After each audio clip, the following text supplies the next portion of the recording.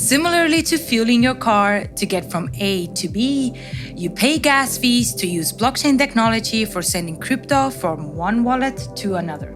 However, by finding a cheaper route to your destination, you can also minimize blockchain gas fees. Whether driving your car or transferring crypto, saving on gas is always a good idea. So, buckle up and get ready to learn how to navigate the blockchain highway more efficiently.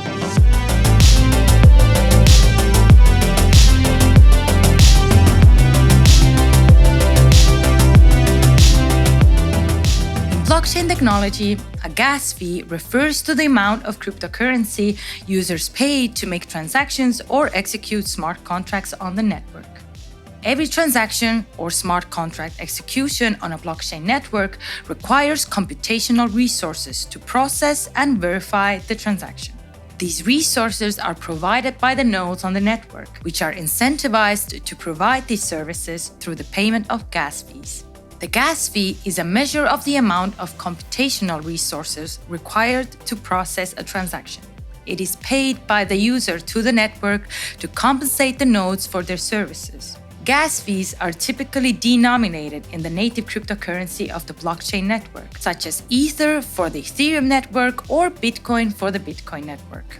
Gas fees are usually variable and fluctuate depending on the network activity and demand. When network activity is high, gas fees may increase to incentivize more nodes to process transactions, while low network activity may result in lower gas fees. In summary, gas fees are a crucial component of blockchain technology that ensure the smooth functioning of the network and provide incentives for nodes to provide computational resources to process transactions and execute smart contracts. Considering gas fees is vital for anyone using blockchain technology, as they can add significant costs to transactions or smart contract executions. Simply put, no one wants to pay more. Here are some ways you can minimize gas fees. Use a lower gas price. Gas fees are determined by two factors: the gas price and the gas limit. The gas price is the amount of cryptocurrency you are willing to pay per unit of gas, while the gas limit is the maximum amount of gas you are willing to use for the transaction. By setting a lower gas price, you can reduce the overall cost of the transaction. However, setting the gas price too low may result in slower transaction processing times or even a failed transaction if the network is congested. Choose the right time.